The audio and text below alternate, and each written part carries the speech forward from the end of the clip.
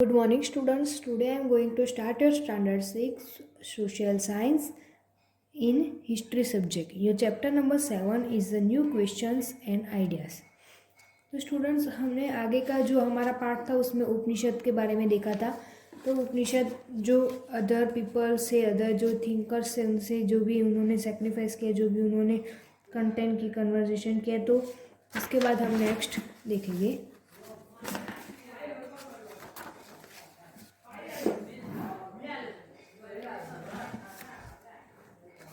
The vice बेगर। जो vice बेगर था उसके बारे में हम देखेंगे।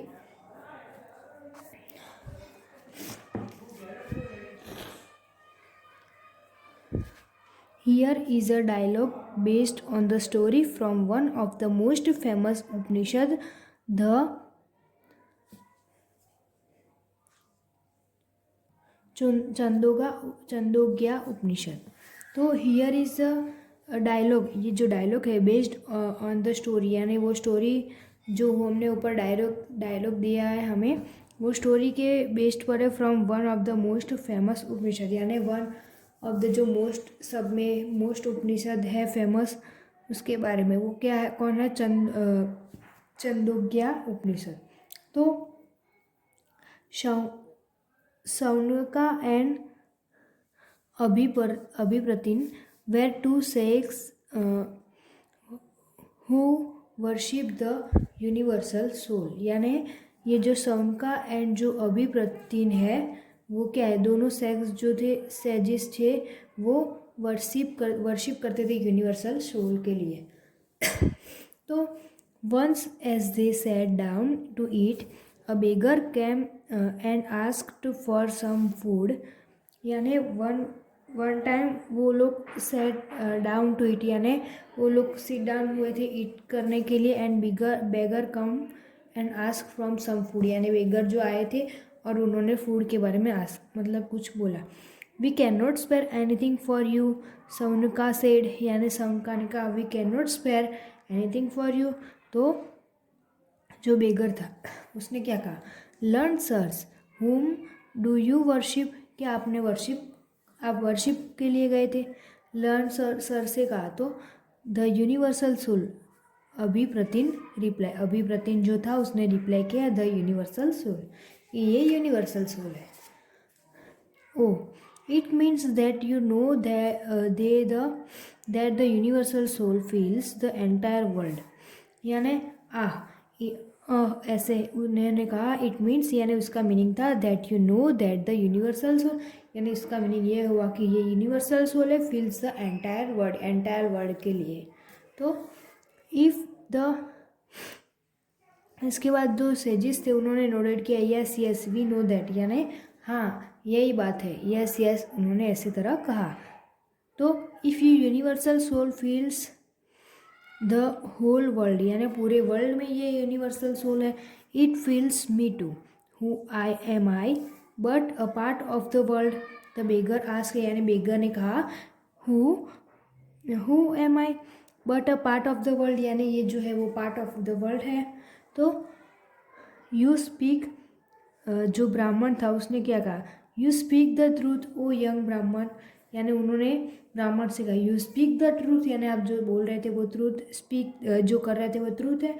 यंग ब्राह्मण से कहा तो then oh sages by not giving me food, by not मतलब जो साजिश थे वो बता रहे थे कि by not giving to me food you are actually denying food to the universal soul. यानी यू आर एक्चुअली क्या कर रहे थे, denying food to universal soul के लिए। The sages realize the truth of what the beggar said, यानी sages जो थे वो रियलाइज करते थे truth of what the beggar said and share that food with him.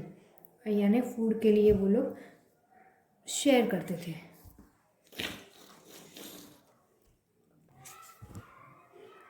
इसके बाद most Upanishad thinker were man, especially Brahman and rajas. Occasionally there is a mention of human thinkers such as Gargi, who was famous for her learning and participated in debts held in royal courts. Poor people rarely took part in this discussion. One famous exception was Satyakama Jabala, who was named after his mother, the slave woman Jabali. He had a deep desire to learn about reality, was accepted as a student by a Brahman teacher named Gautama and become one of the best known thinkers of the time. Many of the ideas of the Upanishads were later developed by the famous thinker Shankaracharya, about whom you will read in class 7. तो यहाँ पर बताए most उपनिषद जो thinkers है जो उपनिष उपनिषदिक जो thinkers था where man जो भी मैन थे स्पेशली ब्राह्मण एंड राजास, यानी वो क्या थे specially Brahmins and Rajas. Occasionally there is mention of woman thinker, यानी ओकेशनली वो मेंशन करते थे वुमन थिंकर से. Such as Gargi, such as वो क्या थी Gargi. Who was famous for her learning, यानी वो क्या थी फेमस फॉर लर्निंग के लिए थी. And participated in debts held in royal courts, यानी वो पार्टिसिपेटेड करती थी हेल्ड इन रॉयल कोर्ट्स में. पुअर पीपल रेयरली, पुअर जो पीपल थे यानी कोई पीपल थे जो पुअर थे वो रेयरली टुक करते थे पार्ट इन द डिस्कशन, यानी वो टुक करते थे डिस्कशन, अलग अलग डिस्कशन के लिए पार्टिसिपेट होते थे. One famous exception was Satyakama Jabala, यानी वन फेमस जो एक्सेप्शन है वो कौन है तो Satyakama Jabala. Who was name after his mother, यानी वो क्या था वो नेम था आफ्टर उसके बाद जो उसकी मदर थी उसका. द स्लेव वुमन जबली, यानी स्लेव वुमन कौन थी तो जबली थी. He had deep desire to learn about reality, यानी वो डिज़ायर करते थे लर्न अबाउट रियलिटी के लिए. Was accepted as a student by Brahmin teacher name Gautam, यानी वो एक्सेप्टेड करते थे जो स्टूडेंट थे बाय ये ब्राह्मण, उनके जो भी टीचर थे उसका नाम था गौतमा.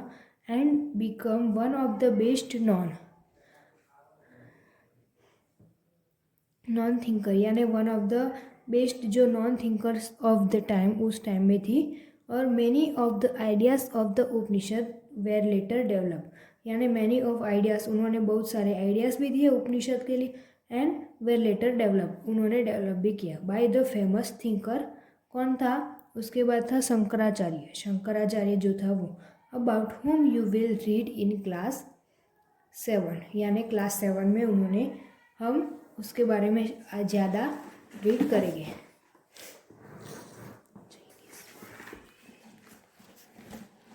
इसके बाद पाणिनि द ग्रामरियन, यानी ग्रामरियन जो था पाणिनि उसके बारे में हम देखेंगे. This was also the time when other scholars were at work. Once of the most famous was Panini who prepared a grammar for Sanskrit. He arranged the vowels and the consonants in a special order and then used to create formula like those found a algebra. He used these to write down the rulers of the language. In short, formulate around 3000 of them. तो यहाँ पर इस paragraph में हमें ये बताया कि this was also the time when, यानी वो जो पाणिनि था वो वो बहुत अच्छा स्कॉलर था. वेर एट वर्क, उसके वर्क में बहुत ही स्कॉलर था. One of the most famous was Panini, यानी ये जो पाणिनि है वो one of the most famous है. Who prepared a grammar for Sanskrit, उसने क्या प्रिपेयर किया था ग्रामर, संस्कृत में ग्रामर प्रिपेयर किया था. He arranged the vowels and consonants a special order. इन संस्कृत में जो भी वोवेल्स और कंसोनेंट्स आते हैं स्पेशल ऑर्डर वो उसने अरेंज किया था. And they then use this to create formula, यानी उसने फार्मूला भी क्रिएट की थी like those found algebra. Algebra में हमने अलजेब्रा सब्जेक्ट आगे देखेंगे, तो उसमें आगे के स्टैंडर्ड जो भी आएंगे 9th 10th उसमें आएगा। तो उसमें उसने फॉर्मूला क्रिएट किया था। He used these to write down the rules of the language, यानी ये लैंग्वेज में जो भी रूल्स चाहिए वो उसने राइट डाउन किए थे इन शॉर्ट फार्मूला में किए थे। कितनी रकम में? तो अराउंड 3000 ऑफ देम, यानी अराउंड 3000 ऑफ देम। उस 3000 में उसने अराउंड, इनके ही अराउंड में उसने ये फॉर्मूला लैंग्वेज ऑफ देम मतलब वो प्रिपेयर की थी। इसके बाद Jainism, the last and 20th tirthankara of the Jains, Vardhaman Mahavira था also spread his message around this time. For example, 2500 years ago, he was a Kshatriya prince of the Lichavis, a group that was part of the Vaji Sangha, about which you read in the chapter 6. At the age of 30, he left home and went to live in a forest. For 12 years, he led a hard and lonely life, at the end of which he attained enlightenment. तो यहाँ पर बताया कि last and 24th, जो last and जो 24th में तीर्थंकरा जो था ऑफ द जैनिस के लिए, एंड वर्धमान महावीर जो था वो ऑल्सो स्प्रेड हिज मैसेज, उन्होंने क्या किया था? मैसेज स्प्रेड किया था अराउंड दिस टाइम, यानी वो टाइम में किया था। फॉर एग्जाम्पल 2500 ईयर्स अगो, यानी 2500 ईयर्स अगो उन्होंने ये मैसेज स्प्रेड किया था। He was a Kshatriya Prince, यानी वो क्या था? क्षत्रिय प्रिंस ऑफ द लिच्छाविस का क्षत्रिय प्रिंस था। A group that was a part of Vajji संघा, यानी अ ग्रुप जो पार्ट का वज्जी संघा का जो पार्ट था उसके ग्रुप में था। और about which you read in chapter 6 में हमने देखा था।